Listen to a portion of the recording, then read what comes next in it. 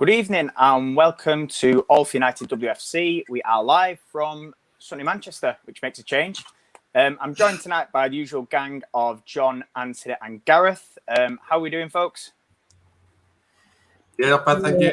Well, it was all right until I watched the men play, but as always, disappoint. You mixed up your intro today, lad. No, good glad evening and welcome to All for United with me, Matt Gray. I know. Listen, that was it's too auto cued that now. It's too obvious. I thought I'd mix it up, and I'm glad you pointed that out, lad. We'll keep it fresh for the viewers. To drink. Oh my days, Anthony. Now you know why most of us don't tune into the men these days, pal. It's not worth the aggro, mate. It really is. Well, the whole club in the last week's been too much aggro, to be fair. Fair point. Yeah. Anyway, tonight's show, we've got a bit of everything. We're going to start off sort of with our footballing journeys, briefly talk about how we got into sort of women's football and United Women, and what it's sort of been like from home now that the season has drawn to a close, sort of from a fan's point of view. We'll round up the FA Cup results as well, and we will also look at what next. So what next in terms of the club, incomings, outgoings, the new manager, loyalty towards original players, and a whole host of other conversations too. So what I'm going to do is we'll start off with the FA Cup. In fact, before I do that, apologies as well because I had technical issues. We should have been live on the YouTube, shouldn't we, John? And there's just been a couple of things where it didn't quite work out. So bear with us on that. We will definitely be on that this week, hopefully. But for now, we will sort of make do with the Twitter Live. So, on to the FA Cup then. So, it was the women's fifth round show. And obviously, we involved ourselves. Lost 3-2 to Leicester City. So, that was a bit of a kick in the teeth. Didn't obviously mean a good end to the weekend, but there was a 6-0 win for Brighton. There was a 1-0 win for Charlton against Blackburn Rovers. Birmingham just about beat Southampton 3-2. Man City beat West Ham 5-1. Tottenham Hotspur at the end of extra time beat Sheffield United 2-1, and Arsenal beat Palace 9-0. I'll come to you, Gareth, on that, just to touch on those. Obviously, pretty much the majority as expected, I'd assume. Maybe apart from ourselves. But there was some okay results in there, wasn't there? Considering teams were there from sort of third tier, fourth tier, there was a couple of sort of surprises in there. I'm looking at sort of, Southampton going to Birmingham and scoring 2 as a fourth tier side. I'm looking at Sheffield forcing Tottenham to extra time. But do you just want to briefly give your sort of thoughts on the FA Cup games from the weekend? Yeah, I think we had Stu on yesterday who mentioned a preview that they did where he kind of earmarked the upsets for being Southampton, and he said Charlton as well. But I think that game was Charlton-Blackburn was pretty 50-50 anyway. Yeah, I think everything was as expected. You'd expect teams like Huddersfield and Southampton, those in the lower divisions, to lose their games. Charlton-Blackburn was an interesting one. I think Charlton are much improved from last year, so it's interesting that they've gone through. And I think if there was going to be one upset for me, it would have been Leicester, purely for the momentum side of things. So yeah, it's an interesting tournament now because anybody, we're one interesting draw away from it being a completely open tournament again. So, if Arsenal, Chelsea, City draw each other in the next round, assuming Chelsea win, they may not. If 2 of them teams draw each other, that knocks a big one out, and then it opens a door for one of these lesser sides. I think if you look through those teams that are left outside of the big 3, Leicester, Brighton, Charlton, Birmingham, Spurs, any of those 5 really could beat each other. Apart from Charlton, I think Charlton are probably going to lose in the quarterfinals, but any of those other 4 could easily go all the way and make it to a final with a good draw. So that's interesting. That's something to look out for. I think what's going to be interesting again is, are there going to be similar rules to last season's FA Cup, where you could only re-register a handful of players? So if whoever, Reading are completely rebuilding their squad. They're not in it, but if Brighton go and do something similar and rebuild, Birmingham, you imagine they're going to have quite a big turnover. Arsenal, again, also going to have quite a big turnover, you'd imagine, with the names rumoured to be going. How many of those can play next year in the quarterfinals?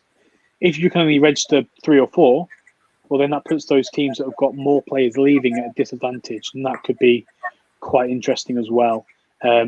So clarification on those rules is going to be interesting to look out for. And now we just sit and wait for the draw. Yeah, and obviously, John, like Gareth said there, Charlton, after a kind of strange season for them. I think they struggled again near the bottom and only sort of reached form towards the last month or two of the season. They've not done too bad, have they, to get to the quarterfinals, as I think they're the only championship team left there now. Because obviously I'm classing Leicester as WSL, but sort of, yeah, your thoughts on that? Is that maybe a surprise, like I say, given how the season went for them? It would be a surprise, yes, but obviously some of those top teams that you'd expect to win obviously haven't been winning, have they? So it has kind of opened up the doors for the lower teams to kind of take their opportunities, and that's what they've done. Regarding the actual weekend in general, Arsenal obviously winning massively. I think that just kind of shows where I'm bringing it back to United, but it kind of shows where United aren't at the moment. Arsenal are doing things the way that they should do, and I appreciate it was against an easier team, but still, they're doing the business when they should do the business, and obviously, United haven't done that lately. I think it's massively disappointing for United, but for some of the smaller clubs, as Gareth mentioned, it does open up a few doors because anything can happen, and I don't know how the draw is going to go. We're always sceptical when we see a draw that may be a bit too obvious, and whether it be the Conti Cup or the FA Cup. But the opportunities are there now, and believe it or not, I do kind of fancy Leicester to go a little bit further as well because, like I said, they've got that momentum. They are looking just as good as any other WSL team at the moment, apart from the big three. So. It's going to be interesting now when we come back next season just to see if they can carry on that momentum that they've finished this season with.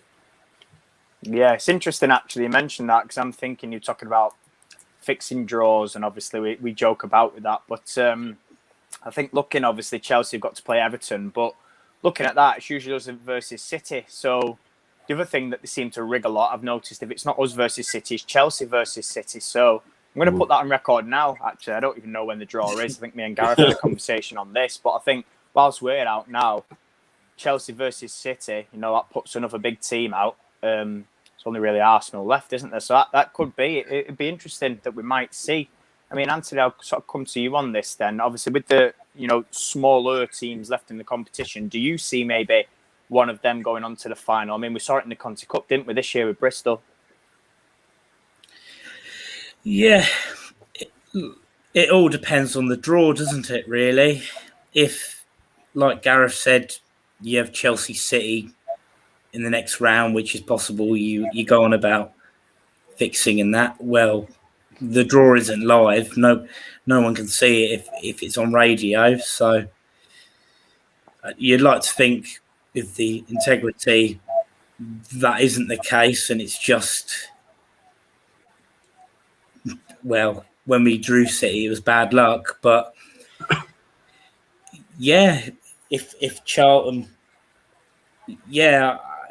with the quality Charlton have got, it's unlikely that they'll get to the final. But who knows, Brighton or Tottenham, and where Gareth was saying you can only maybe sign on a few players from last season.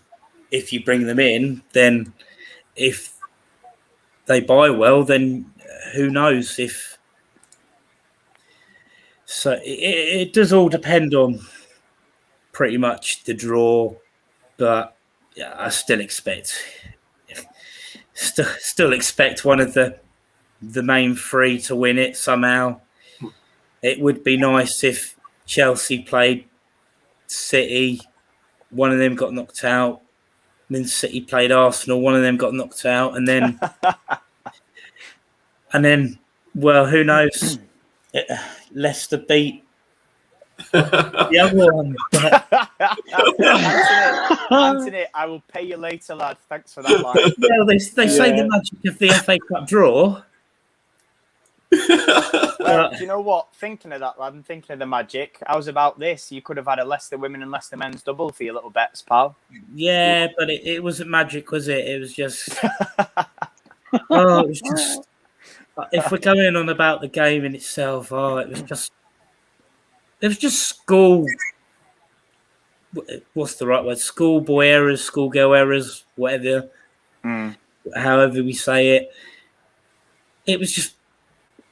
Yeah, like I think John said, or someone said, yeah, Millie sent her out wide.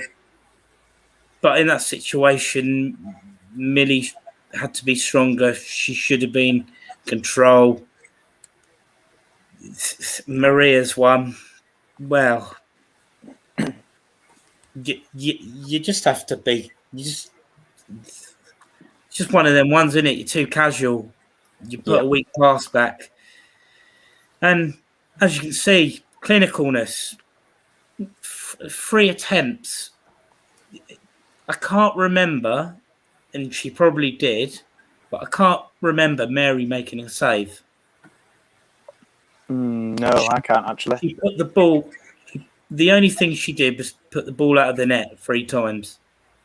And we'll give credit to Shannon O'Brien. That was a good goal. Maybe possibly Mary saw it late, but you see it late, you put it right in that corner, then it's going to be difficult to get. But the other two, it was just plain to see, and it's the reason why we lost that and not taking our chances, which is quite a common theme. Has been a common theme at times this season, unfortunately. Yeah, I think I might get myself a T-shirt with the word clinical on it, because that's my favourite word. It has been since sort of start of last season. But going to move on to more pressing matters, shall we say. I'll start with you, John, then. I want to sort of go right back to the very, very start.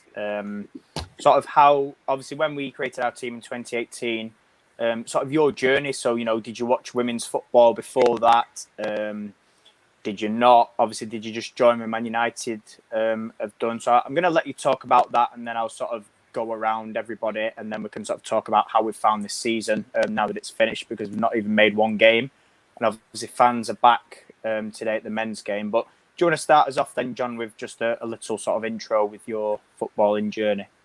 Yeah, absolutely. Just before I do, you did mention Leicester potentially winning the double, the men's and the women's. Don't forget Chelsea in Europe could have done the same, but unfortunately their women's team crashed out. Sorry. Don't talk about that, John. I wasted £5. You had a bet on that. Oh, dear me. Yeah, I remember you telling me. £5, and it went down the drain after about 15 minutes. Never mind. That's 1 extra to a game that next year. Yeah. Oh well.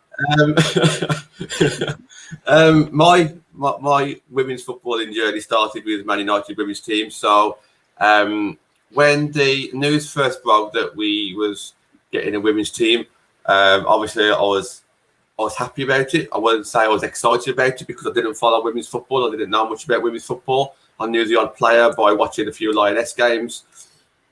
I knew of Casey Stoney, so obviously my ears picked up when we actually hired a manager who I knew of, which was great. Didn't watch too many games up until I think I probably missed the first 3 or 4 highlights on MUTV. But one of my earliest memories is the interview that I saw, presumably on MUTV, or I might have seen it on YouTube, but it was recorded on MUTV. It was an interview with 3 players in KC, Siobhan Chamberlain, Kirsty Hansen, and Millie Turner. And I think as soon as I actually watched that interview with those, I kind of got a little bit gripped. I started to get to know the players a little bit more instead of just reading the names on the score sheets or whatever. So that's kind of one of my earliest memories. And then obviously I continued to watch the highlights as much as I can and follow them on Twitter. I actually joined Twitter a few months later. So I think I joined Twitter in April of 2019. purely to kind of get information on the women's team because there wasn't really much out there. And nothing on YouTube. I've mentioned this before. So I joined Twitter for that reason. And yeah, from there, obviously, I was hooked pretty much right away.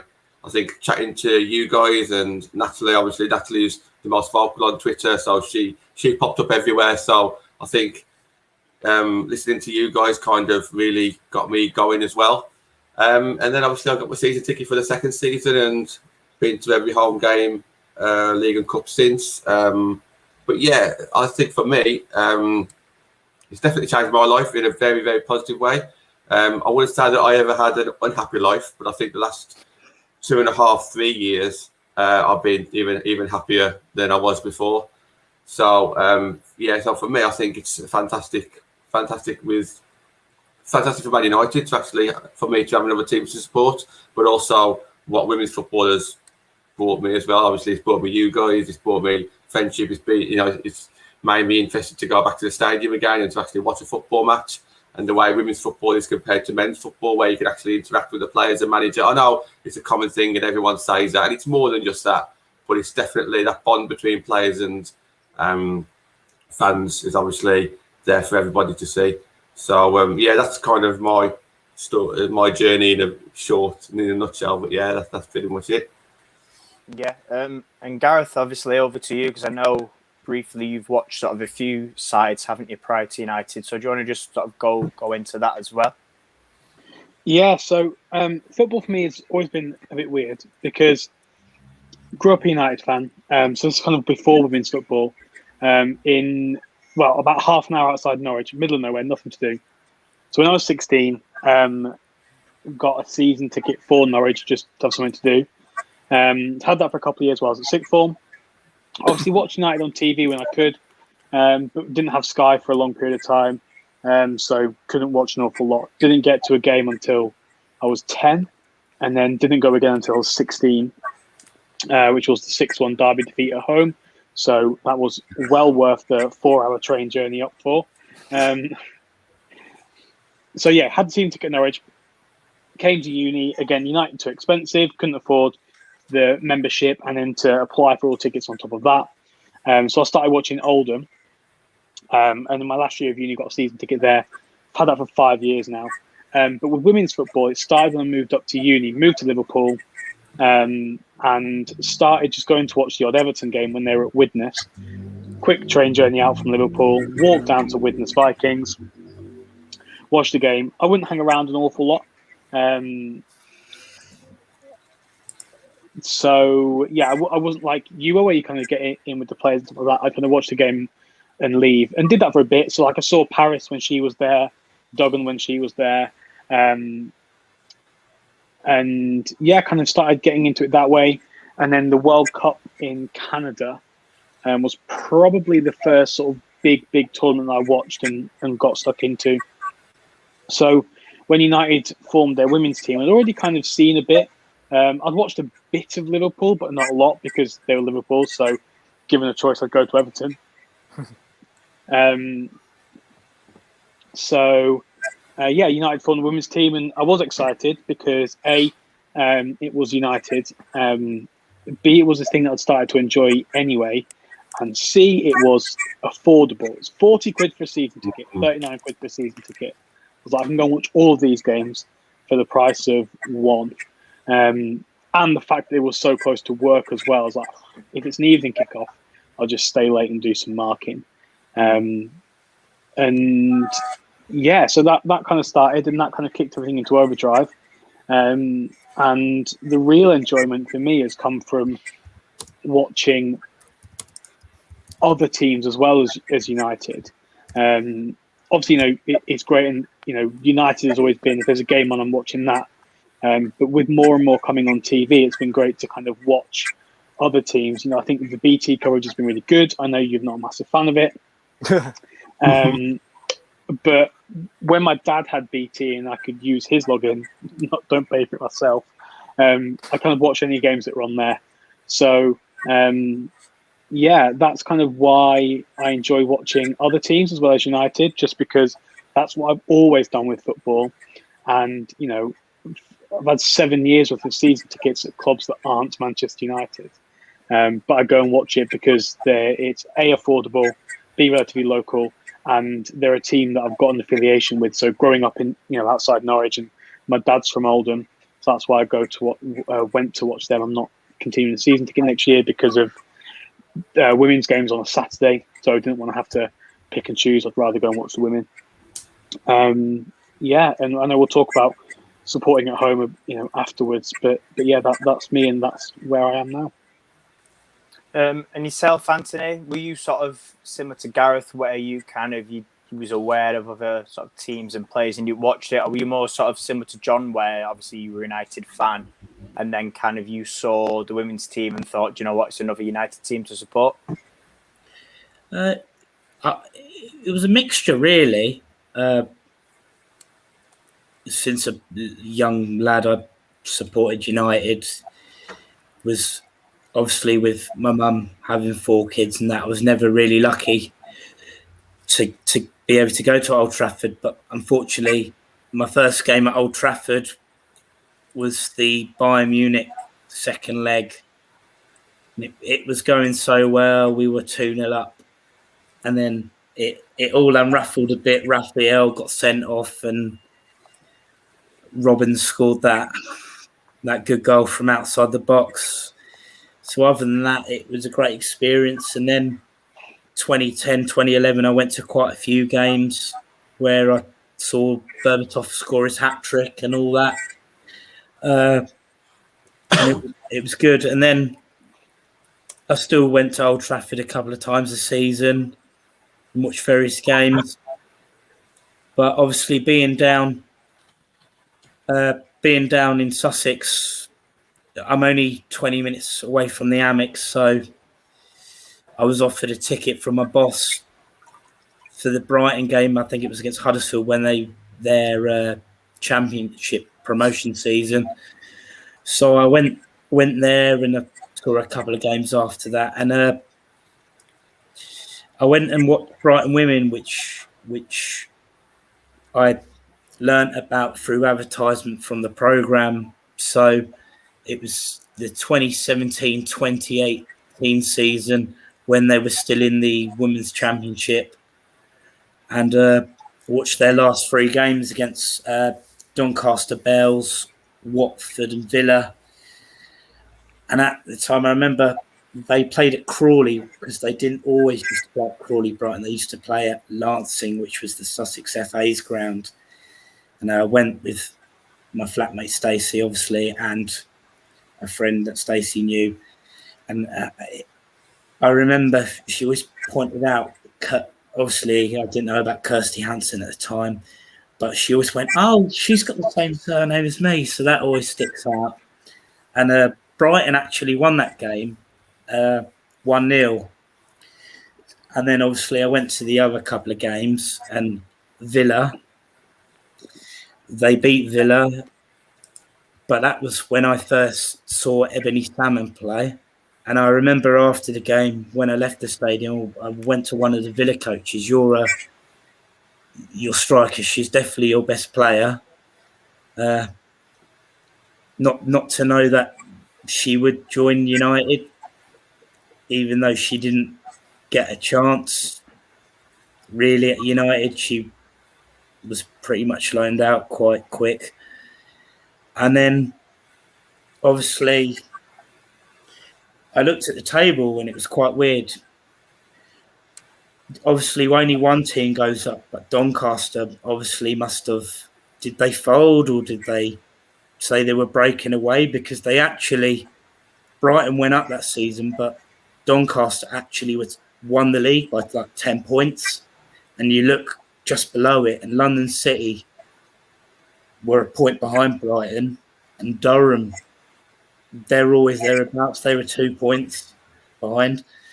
So it was interesting in that aspect. But then, obviously, that summer, the United team got announced, and I was a bit slow to the United's women's team. I knew that had been announced in the players, and I knew we had beaten Villa 12-0.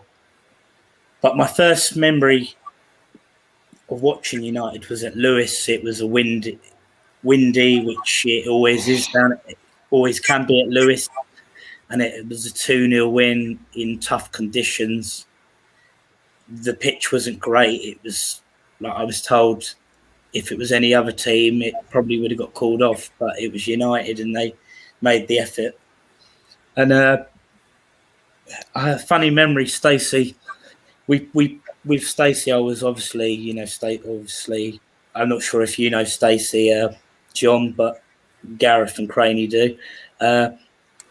We pulled up to go and park, and I remember him going, you lot were walking up, and I remember him going, oh, yeah, they're crazy. She's crazy, that woman, obviously talking about Nat. So with that game, we watched from afar. We weren't, like, with it. And I was like, it just gave me the buzz, like, seeing that. And it wasn't until Brighton in the FA Cup, I was like, Stacey was like, oh, I'm going to go and sit, because he liked to sit in the halfway line to get like pictures and viewing that. And I was like, oh, I'm going to stay over here. I want to join in with them singing and that. And I was like, oh yeah, I love this. And then eventually I started going more. And I would say when we are allowed in, I pretty much, unless it's a silly clock game, like sometimes not the Conti Cup games I couldn't make, but I pretty much go to most games now, which is, I can't wait till we can get back. Yeah, absolutely. I think that's it. And I'm going to briefly, obviously, because I'm, going to move on shortly, but I'm going to briefly sort of, I'll stick with you, Anthony, then sort of how have you found it from home, obviously, in terms of watching it and coverage? Yeah, as a fan, basically. I found it all right with coverage.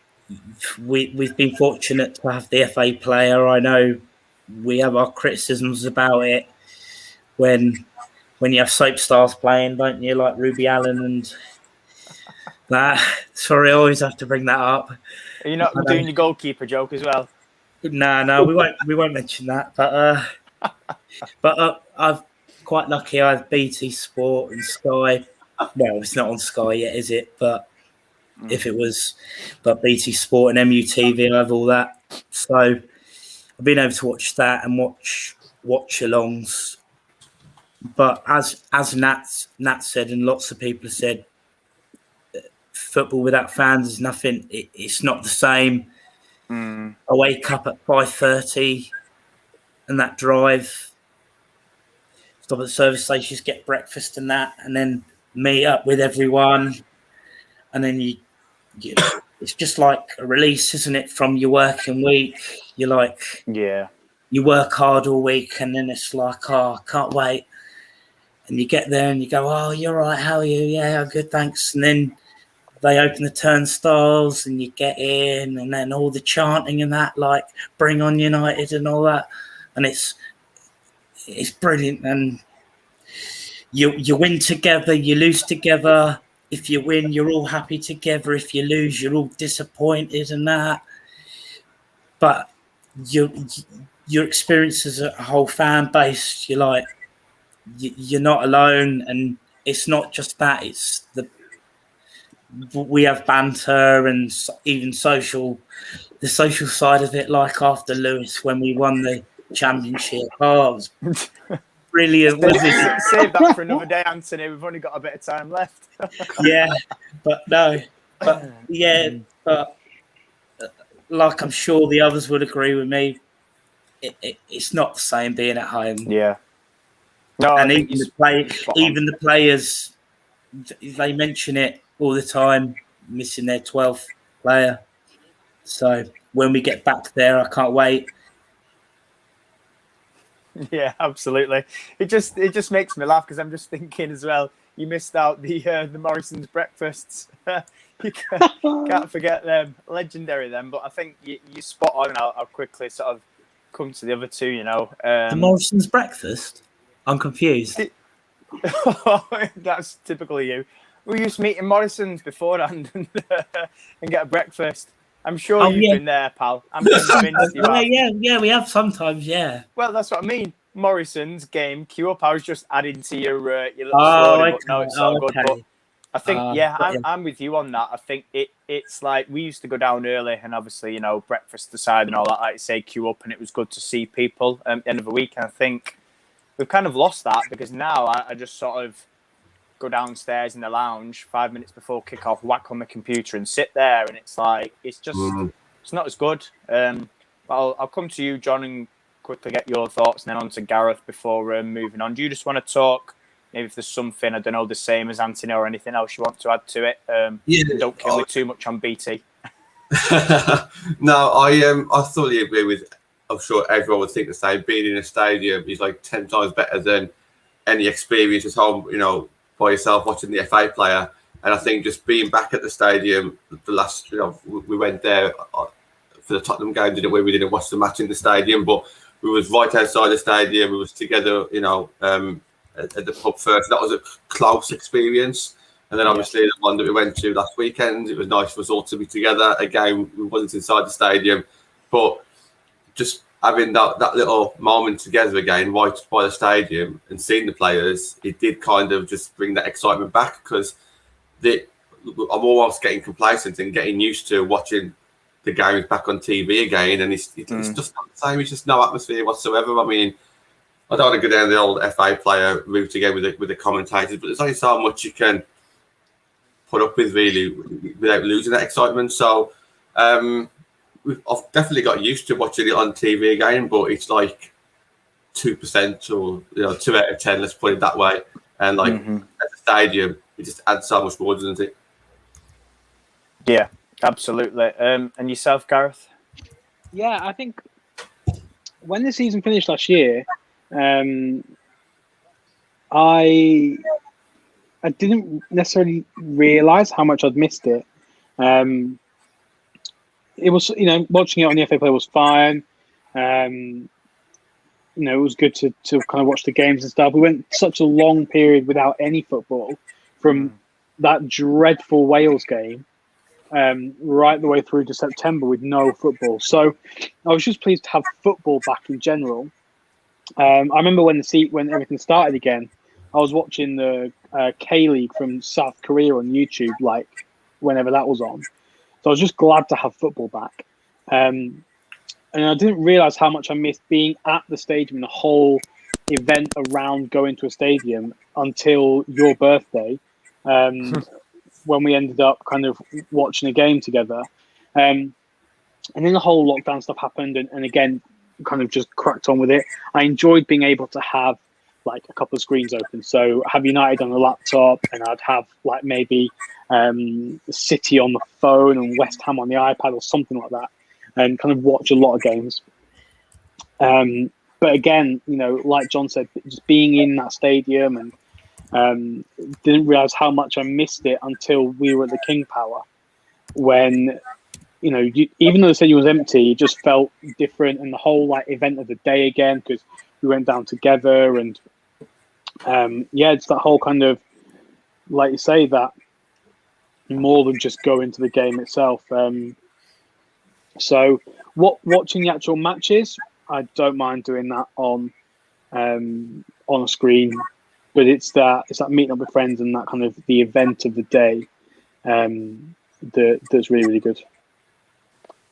Yeah, I think like you say, even though we were fortunate to make a few games without fans and sort of cover that, I think it is, you can't replicate that feeling. It was strange that it was empty, but I think even just being in the ground is something, within itself. I know, obviously, John, you talked, didn't you, about sort of, being together when we met up for Tottenham and then again at the weekend, and it's just, it really does make a difference. I think people don't realise sort of, the impact that it has on people and obviously ourselves as well, just to get out the house, etc.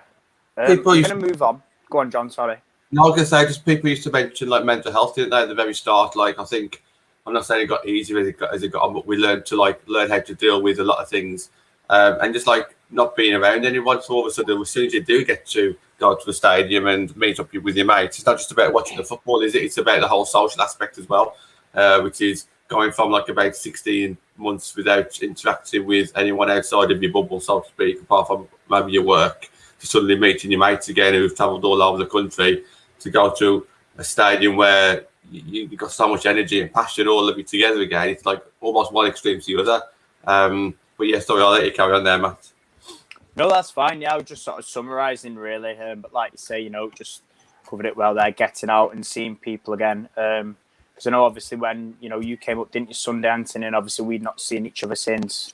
I think my last game would have been Reading in February. So what game are you watching, Anthony? Brighton. They were 2-0 down with City having 10 men, and they've just gone 3-2 up. Oh, fair play. Do you know what? They remind me of Chris Kamara. You know what I mean? He's like, there's something on the roof. Is somebody coming in? Honestly, ever the professional, as they said on Soccer Saturday. So I think we'll use the same line. Going to move on. Sorry. No, it's all good, pal. To the what next part. So I've kind of got a few. Oh, here he is. Wow, what time do you call this? 7 minutes late. No, I haven't. No, I haven't, Robert. Anyway, so yeah, sort of what next? So I'm going to break this down a little bit because obviously, as we all know, and it's been well publicised and Vol giving views on it. Obviously, we've no manager now. But I want to link that into sort of where do we go, or where do you feel individually we'll go in terms of sort of structure now? Because I was sort of catching bits of your show yesterday, John, and you talked about with Emma sort of things about this, and names were thrown about for manager, and some people talked about internally, and some people talked about foreign. Some said about Martin and promoting from within. But I'll start with you, John, whilst I've got you on this. I think the current coach structure, would you stick with it, or could you see it working with a new manager? Because obviously some managers like to obviously bring in their own staff, but do you think it could maybe work? It may be part of a sort of bargaining tool that the club say, well, listen, if you come in, you've got to keep these staff, or do you think maybe that the club will be a little bit flexible, or where do you see it going? I think after listening to Emma yesterday, I think it does work a little bit differently in the women's game. Yeah. I think she was kind of leaning more towards that the staff will be safe, and the manager will just come in. Whether or not that's the right thing or the wrong thing, I actually think it's down to the manager. I think if the manager comes in, I think they need to not rush into it, but I think it needs to be the manager's decision, or at least have some input on it. So when the manager does come in, I think they need to assess the backroom staff and see if it's what they're actually happy with.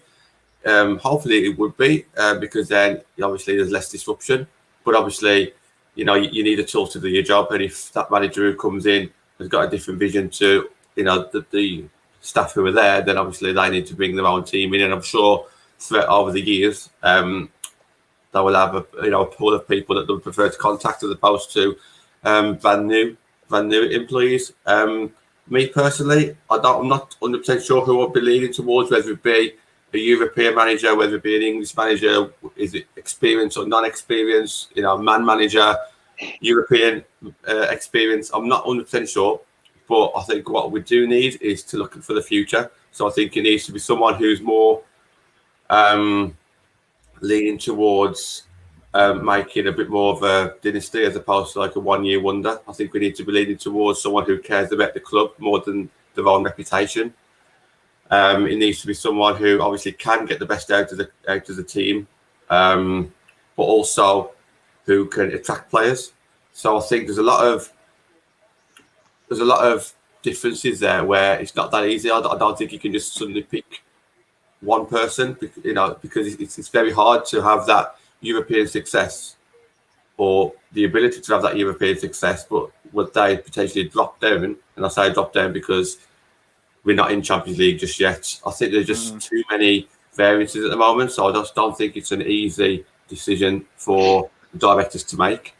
I don't know if you want to start dropping some names out about who we've heard, but me personally, I don't think I've seen too many that ticks all the boxes, but there's been a few that maybe ticks a few of the boxes. Yeah, I think I just want to answer that question first that's come on about a director of football.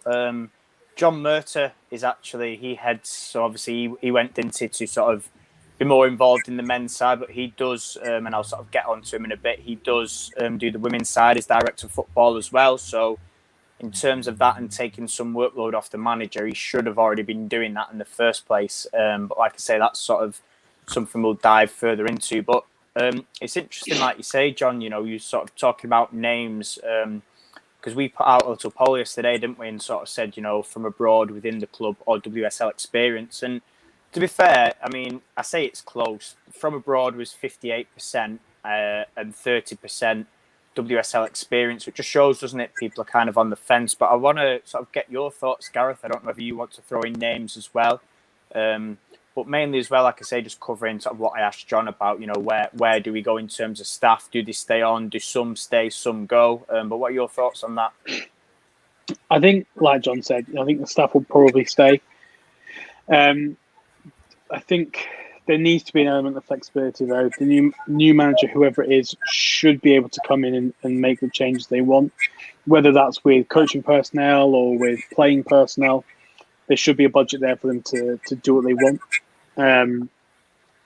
We need to see them backed, and we want to see them be able to kind of go and do the things they want to do.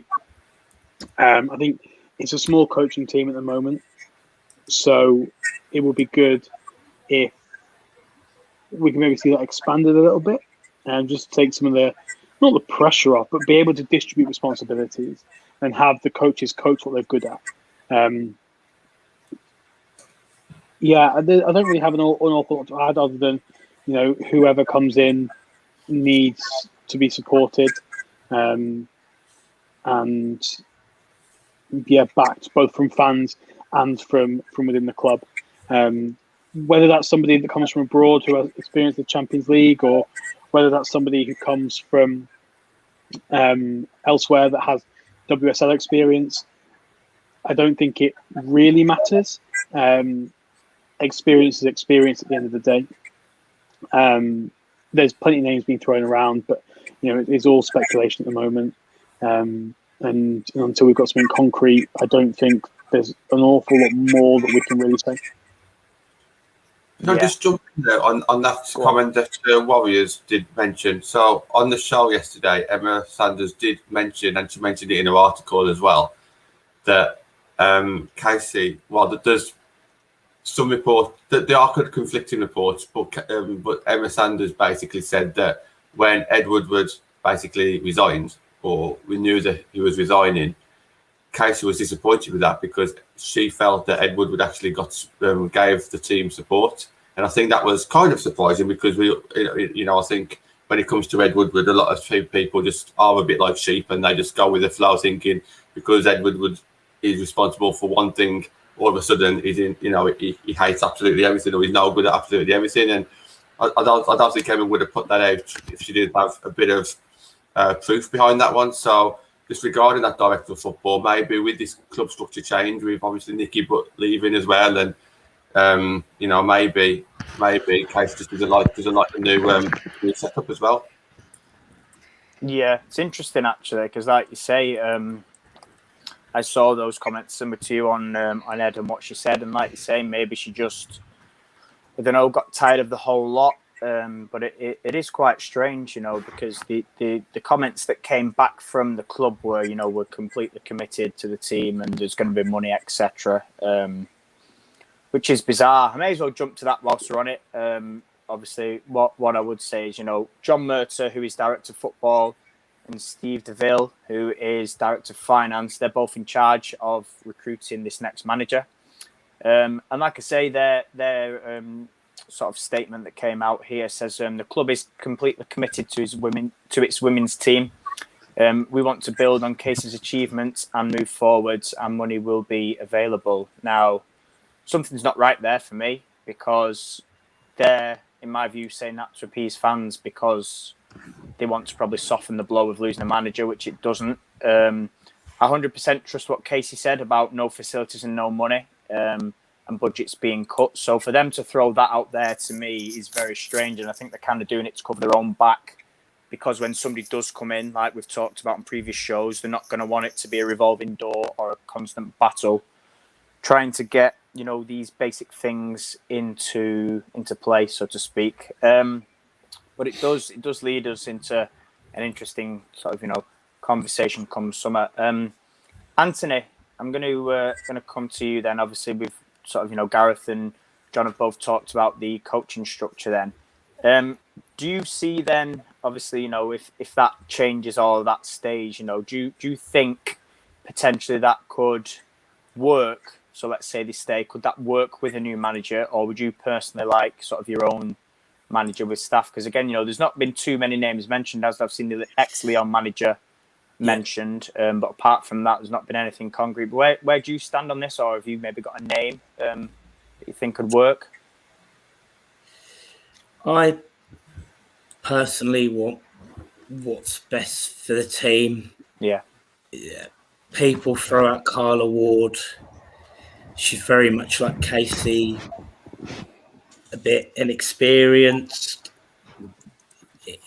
I think Casey's a little bit stronger. So if they brought someone like her, would it be the same situation with her where she has enough of not being back to start something, or it's like, no disrespect to Sheffield United and Birmingham, but can she attract the bigger players?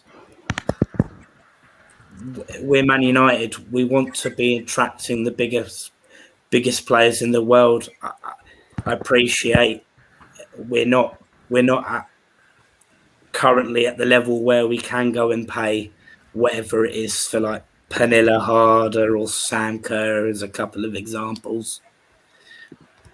But when players do leave, and I'm sure we'll be talking about the topic in a minute, so I won't go too much.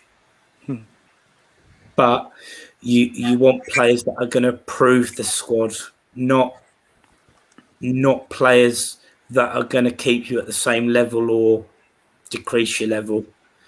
So, yes, I would like someone with a bit of European experience.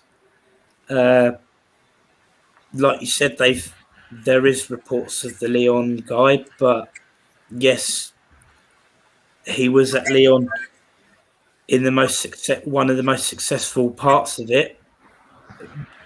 But we talk about contacts and that.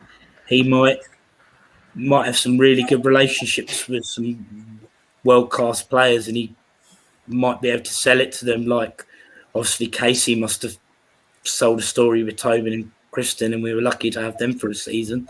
So, regarding management and staff, the staff, if they're happy to stay, they'll want to stay. But it's up to the manager, isn't it? If the manager wants to bring in new staff, I would say one thing.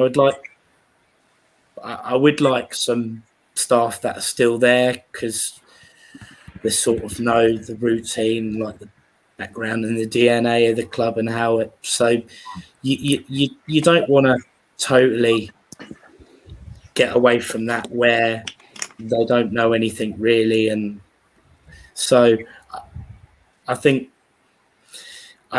if they're gonna improve, like, you get it with managers, don't they? They get sacked or they leave, and then the new manager brings an assistant manager in.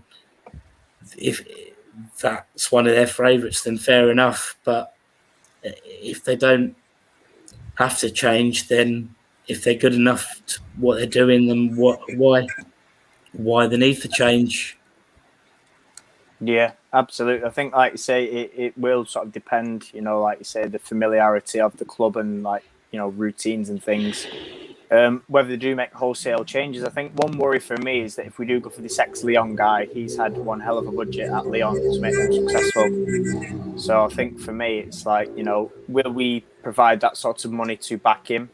Maybe, maybe not. I can't see it. Would he come and try and challenge himself with less money? Who knows? But it will make for an interesting summer. Just before we get into sort of incomings and outgoings, I want to shout out Maria Edwards as well. Just won Young Player of the Year at Blackburn. That came out today, so obviously well done to Maria. I know there's a lot of us that keep an eye on our loan players.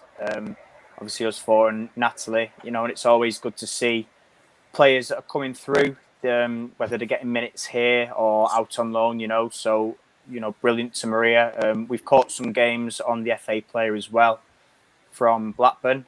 So yeah, just a quick shout out, because I know sometimes you do get sort of players watching the show. So fantastic and well done from all of us.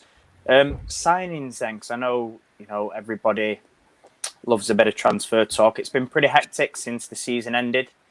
In terms of transfers, I saw earlier today Villa got rid of 7, just like that, just released a list on the go. But I think in terms of ours then, we've had, well, there's a story this morning, should I say, kind of confirming what, we talked about last week, or me and Gareth did, about Jess Sigsworth potentially going to Leicester.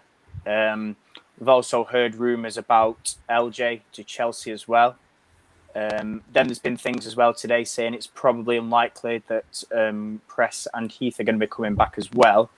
So it looks like a summer shake-up, and it's one of them where we are going through a transition. And I know, Anthony, earlier you touched on, didn't you, and said we might have to cut some of these players and possibly look to improve, and we can't sort of be sentimental. I think for me, without giving too much away, I think we will probably see a few outgoings, and another one as well actually was Jane Ross. I think she was linked with Syria in Italy. So there does seem to be quite a bit of a turnover, not only from the manager's side, but obviously from outgoings as well. And I'm assuming there might be a few more originals to leave that's been rumoured. But John, I'll sort of come to you on this then. Do you see, I mean, obviously, like I say, there's only things that we hear and read, isn't there? But do you see many outgoings and incomings, or do you kind of think that maybe, it's there and thereabouts? Because I know Casey, before she left, did come out and say she'd sorted most of the contracts in terms of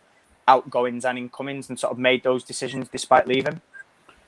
Yeah, I do. Unfortunately, I didn't want this to be like a complete overhaul. I know that we got some fans in the comments where we started to drop down to 4th, and a lot of fans were saying, yeah, we need a massive overhaul. We got rival fans saying, oh, you might have to pace. For me, though, like going into December, January, I think we got like 15 very strong players. No, probably not good enough, to be honest, more closer to 20. So I just think we just needed just a few more. Whereas now it's definitely appearing that even if you're not good enough to maybe be the starting 11, you're potentially not even going to drop down to the bench. You're just going to be leaving the club. So yeah, there are going to be some emotional ones over some by the looks of it. So many, OG21's names are being mentioned that I'm sure at least a couple of 3 of those will be going. Thank you, Vix, for joining in. Can see 10 out, flipping out. That's quite a lot. But you know what? If you start adding them up, you're probably not far off, are you? And that would be absolutely massive. That's a big chunk of the team. So regarding the names that you mentioned, Jess, I don't think there's any smoke with their fire there. I think that would be such a shame, because I would still like to see her at the club, even though I know that she's not necessarily starting 11 there, but I think she'd be very versatile. I think she's good in 2 positions. I think she's done a job for Casey in the 2nd season, supported at the end of this season. But obviously, Casey's always said she does what's best for the player as well. And maybe Jess does want and deserve a bit more game time than she'll probably get next season. Yeah. So that's going to be a massive blow to me, because, from the very first season I've liked Jess, and even when fans who are getting into the team, they all start messaging me saying, is Jess playing today, or what do you think of Jess? It's always Jess. And, she hasn't really played much this season, but fans who have seen like the first couple of seasons, it's all Jess, and we're all very close to Jess. We sort of put a bit of attention on that one, because I think that one, if that is the case, then that's probably going to hurt me the most. Obviously, we know LJ's pretty much done and dusted. Jane Ross today, so up and down regarding this one, because she hasn't got much game time. I can see why she'd potentially leave, but on the flip side to that, she's still under contract, isn't she? So yeah, so that one kind of surprising me. I'll let the rest of the guys talk about some of the other names, but I do think that there's going to be a bigger reshuffle than I thought, and some fun moments over the summer, I think. Yeah, it is interesting because, like you say, you talk about Jess, and I think is she 3rd in our all-time top scorers list. Probably. It goes from like 2-0 LJ Jess. So to be losing the second and third all-time top goal scorers, and like I say, Jess played a huge part in season 1 and season 2, to be fair. But I think, like you say, if she does go, then I think fair play and thank you, really. But I'm going to come to you, Gareth. Obviously, Vix has put some sort of names on there. I don't know if you sort of agree, disagree. I think for me, I probably sort of agree with 9 or 10, perhaps. But I don't know where your thoughts are on it. Yeah, I think I agree with most of them, not all of them. I don't think Jane Ross will go, purely because I think she's under contract. It will require someone to pay, and I'm not convinced that the club will do a deal now whilst there's no manager there. I think if Jane goes, it'll be kind of later in the summer, and it will depend on recruitment then. But yeah, I think she's done okay the back end of the season. I think the things I disagree with most about Vix's list is the defence. I don't think Smith will go. I think Smith will get another year because if we lose both Smith and Martha, that's 2 fullbacks. That leaves us with Ona, and that's it. Leaves us with 1 fullback and obviously 2 sides of the pitch to cover. So I think one of them will stay. I think one of Smith and Harris will stay. Yeah.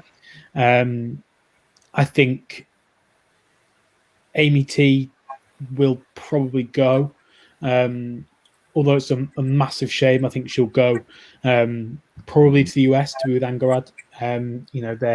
They're getting married soon, and that's quite a way.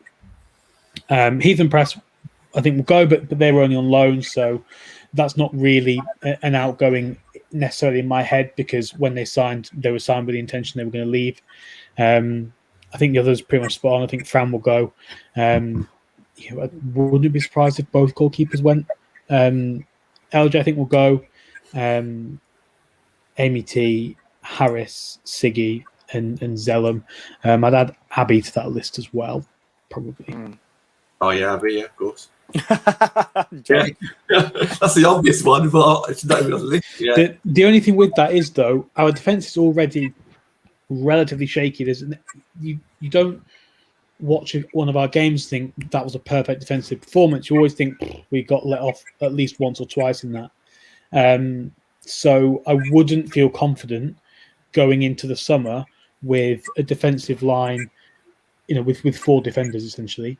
I wouldn't feel confident going into a summer with Ona, Smith, Maria, and Millie. I think that as a defensive unit through the middle, I think is weak. I don't think Millie's been particularly good this year. I don't think Maria's been strong at all. And I think with the fullbacks, there'll be space behind them. Ona's great. She's brilliant.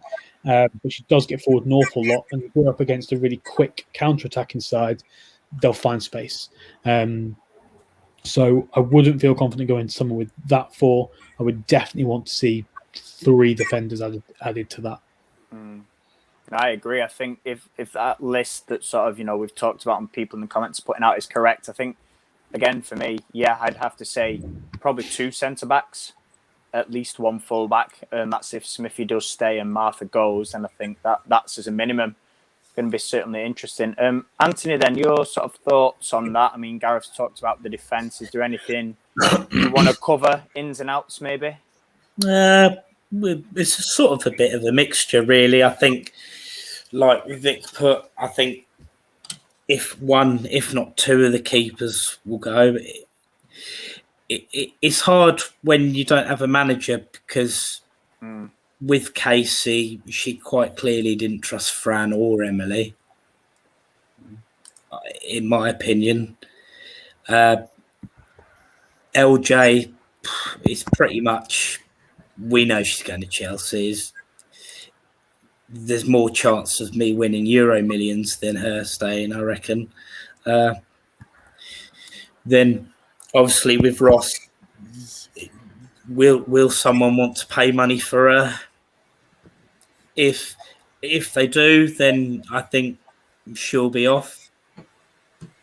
Siggy, Siggy will go to Leicester. I think she will. And then I agree with Gareth on the Martha and Smith. I think you keep one of them, but if I had to keep one of them, I would keep Smith. I think she's slightly better than Martha. It's all, and obviously Tobin and Kristen, we were lucky to get them for a year. Unlucky that we couldn't watch them and they couldn't get to experience us as a fan base. But with the outs, it leads to the ins. There was that rumour, you get that rumour, Natasha Flint to Liverpool, Tottenham or Man United, and you two, Gareth and Matt, have seen her, and you could tell me if she's better than I'm giving her credit for. But is she not similar to Sigsworth? And this is where I go back. If we're selling people like Sigsworth because they want to go, I want players that are better, going to potentially get us up to the next level, not people that are going to keep us on the same level or possibly lower down. That's just my opinion and example, and I'm sure you two, if she is that good and she could make us better as a team, then fair play. But I very much with the outs, we need to get ins that are going to improve the team, and squad depth is vital. I know we haven't got to deal with Champions League and all that, but I think you're in 21. We saw it this season. Squad depth was the one main reason why it sort of collapsed after Christmas, and I hope we'd learn from that. And that's another thing for the manager. It's getting in the depth, but learning to keep them all happy, like Emma Hayes does at Chelsea. She seems to do a brilliant job at that. And if someone does want to go and that, then I'm sure she grants it, or she's not afraid to get rid of something like Maria came to United. That was what I was going to say. That is a very good comment that Vicky's just put. I was saying, if Siggy goes, I want people like Beth England. She's not getting game time at Chelsea as much as she wants, and that's the sort of player, she'll score goals and that. So, yeah, that's my... Interestingly, on that then, whilst we're talking about world class and incomings, I was reliably informed today, and this was from a blue tick journalist, shall we say, that's as much as I'm going to give you, about a striker. Now, this agent has been asking for John Murtaugh's number for this striker that we've been linked with, that wants to come. And yeah, so I mean, it's just a case of basically wait and see. I think we've all sort of talked about outgoings, but in terms of incomings, I believe there's potentially going to be talks with this striker. Like I say, somebody that knows where the net is, somebody that would be a welcome addition. I think, it's somebody that can improve what we have. So that was quite interesting. Like I say, I only heard this probably about just before tea time, probably late afternoon. Like I say, this source came to me and said, this player wants to join. Even though you don't have a manager in Champions League, this player is looking around to, join Man United, which is great. And I think for me, it just put a slight bit of confidence back that, despite having no manager and despite things last few days going up and down in the air, it does seem that, according to him, that players still want to join. So I think it is a case of watch this space. I know, Anthony, there, it follows on nicely from you sort of talking about incomings there. Again, it's going to be interesting. We've all talked about different positions for sort of, coming in and obviously outgoings as well. I know Vic says there about, needing to pay competitive wages. Again, I think probably depends, doesn't it, what they earn and where they're coming from and if they're a regular and do we pay bonuses? There's a whole host, but it like I say, this news did sound a little bit promising. And like I touched on earlier, Casey did say, and there was things that came out the club that said, she has pretty much finalised, like I say, incomings and outgoings. Now, that's not to say that there won't be any more, but I think from what I was told, there was 3 incomings that she has sorted and several outgoings, again, that she's sorted. I believe that the ones where they've got an extension, they will be taken up without, obviously, I don't know if they're going to publish it, but they will be taken up. So I know people mentioned Smith, for example. If we use her as an example, she has an option. It might be like that the club take it up, but don't actually sort of mention it yet, so to speak. But I think the outgoings will obviously come first, then the incomings, and then I think it's a case of just see what the new manager takes. But I want to just, before we wrap up, I want to end, obviously, because I know talking transfers, there was a lot of criticism of Casey, sort of in the final month or two, maybe I'd say, sort of appearing loyal to the original 21. Maybe some played for sentimental reasons. Maybe it was due to injuries. But what I want to ask is this, and I'll start with you, John. With her gone now and a new manager coming in that has no loyalty, where does that potentially leave some of those players? Do you think that more from the originals may go, or do you think that we may see changes within the team based on that? Because like I say, this new person now has got no loyalty, no sentiment with those players, where the criticism sometimes thrown at Casey and staff was that maybe they did it for those reasons rather than, sort of the best possible sort of team they could maybe. Definitely, and I think, but you can also look at it the other way. Would these original 21, would they now see it as a time for them to leave as well? Because obviously it goes both ways. So yes, some of these original 21 who may not necessarily be at the level where they can get us into Champions League potentially, they would have still really enjoyed being at the club.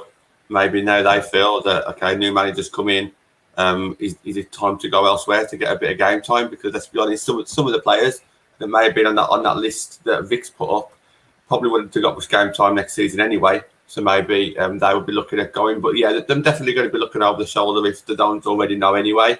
Some of those players would have probably been players that Casey would have even moved on if she was to stay. Obviously, she's probably come to some sort of decision with the club anyway. So yeah, I definitely think that unfortunately, I don't want the whole list to go. If I'm honest, I would like a few of those to stay, but I do think there will be some sort of mass clear out, and unfortunately, I think the original 21 now is going to be a big part of that. Yeah. Obviously, Gareth, like I say, same question to you. Again, with somebody coming in and sort of, making changes, do you think that there might be, a few more, or would you even agree? Like I say, this is only sort of what I've read from fans about fans leveling this criticism. Maybe do you agree or disagree with it? I think a lot of the players are there on merit. Yeah. Those that start, Amy on merit, Millie, Kirsty Smith, them 3 are in that back line on merit. I think, you look at Tooney, was out of the squad last year, plays well, comes in, cements that position, so she's in there on merit. Kirsty Hansen, Leah Galton both work really hard and score goals and set things up and create things and are dangerous. So I think those that play a lot are in that starting 11 on merit, and they are the best players we've got in that position. So I do think some of the criticism is a little bit unfair. I think that, I think maybe it is a good time for some of them to go, particularly if they get other opportunities to go and play more and maybe sort of move abroad, do other things. So that this chapter has come to a close. So it does seem like a good opportunity to leave. But I think there has been a lot of criticism that there's bias and so on and so forth. But I do think a lot of that is unwarranted. And the whole Brexit FC is ridiculous. If they're good enough, they're good enough by them. There's no need to look abroad if you can look at home. There's no need to look at home if you can look abroad. Just get the best players in for that job. Where they're from is completely irrelevant, and to kind of go in and say, oh, I only want to sign players from abroad, or oh, I only want to sign players from WSL is nonsense. I think you need a mixture of the two. If the players are good enough, they're good enough. It doesn't matter where they come from, whether they've been at the club for 3 years or whether they've been here for 5 minutes. I want to see the best players for the role in that position. And I do think that a lot of the 21 are there on merit. And does that kind of level some criticism at our recruitment over the last few years?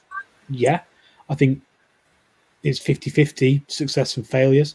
I think for every Mary owner, Hayley Ladd, there's players like Lotta that you can look at and go, that didn't work out, that didn't go the way we wanted it to go. So yeah, it'll be interesting summer. But we'll see. I'm not bothered who comes in, where they come from, as long as they're going to improve the starting 11.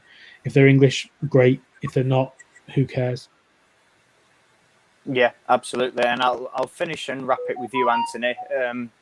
Again, everybody's spoken well there about sort of originals and perhaps needing to move on. I think would you probably agree then, wouldn't you? I'm safe to say I can probably assume that like the other two have talked about, we need to maybe get rid of sentiment to improve the squad, and whether that means getting rid of some of them, it's probably going to happen. I think I talked about probably at the start of this season about of the OG21, when we are 5 years in, so we've got obviously next season, the one after, we'll probably be left with about 3 of them. I think my 3 was something like 2 million lira.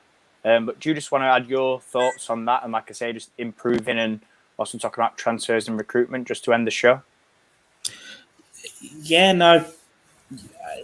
With the new manager, we don't know who the new manager is going to be, but now Casey's gone and this sedimental thing, I know it's always hard at first, but like I said, with improvement in that, people that aren't good enough to continue the journey to get us where we want to be, you just have to be thank you for all you've done, but this is a new chapter now, and we want to get to this. I'm not going to name drop any people, but I think we always talk if certain people are there because of certain things. And I think there's one main one, but we'll leave that because I think you probably can guess. But it all depends. Like the manager as well. It depends. The manager might want to keep someone, or they might not want to. Like we discussed Abby going. Whoever the new manager is might want to give her another chance. We brought Maria in. I'm not going to try and pronounce her surname. And she played about 3 games. So you talked about Casey and that, and making some decisions, and fans were like, oh, I've done this. Well, that was probably one example. It's like, why did we swap McManus for Maria when McManus could have done the job Maria did? I don't know if it was. Well, I was going to say I don't know if it was because she played for Chelsea, but then McManus came from City, so I don't think you can say that. So, and like I said in our chat bit, we brought Jane Ross in for WSL experience, but I've always said this: she should have given Ebony a chance. I think if Ebony had been given a chance, I think she would have scored the goals. But yeah, things happen for a reason. Casey has her own decision. I know, obviously, Ebony would have wanted to go because she didn't get given the chance. A bit like, I think, why Devlin left, wasn't it? She did get a chance, but I think she wanted to be more of a first team regular, and Casey obviously couldn't promise her that. So, yeah, it all depends, don't it? It'll be an interesting summer, but we definitely, I think we definitely need to bring in more people than we're selling. I think because what says if they don't sort the facilities out, what's to say that we're not going to get another pile of injuries like this season, and just going around in circles again, then, aren't we? And I think what all the injuries showed was it shows the squad as a whole isn't quite good enough to get to Champions League level, and I like to think we won't make that mistake again, but you never know. It's going to be a fight all 2-3 months, and I'm sure we will have lots of discussions on different topics. But with regard to the outgoings, I would rather they did it like a Villa way, just said, "Oh, these are the people that aren't going, that are going." But this being Man United, they'll probably just torture us and do one every couple of days, which I just think you're better off doing one post, aren't you? These people are leaving. We want to thank you for your hard work and your time at the club, and wish you all the best for the future. But as we know, we like to drag things out, so I can't be so sure on that. I think, to be fair on that, just quickly, because I'm cautious of time, I think it's probably more of a respect thing. I think, we've all talked about likely going to be originals because the majority are out of contract. And I think last year is probably, similar. We did it. We dragged out Molly and Amy and a few others, I think that'll be it. I think they'll slowly phase it out again this summer, so everybody gets the the support and appreciation as originals. Going to end it there then, guys. So thank you to the three of you for joining me. We will update the schedule, and I'll pin that as well over on All for United. But we are back Thursday, aren't we, John, with you at 7:30. Yeah. Talking about sort of progress, but maybe how much progress.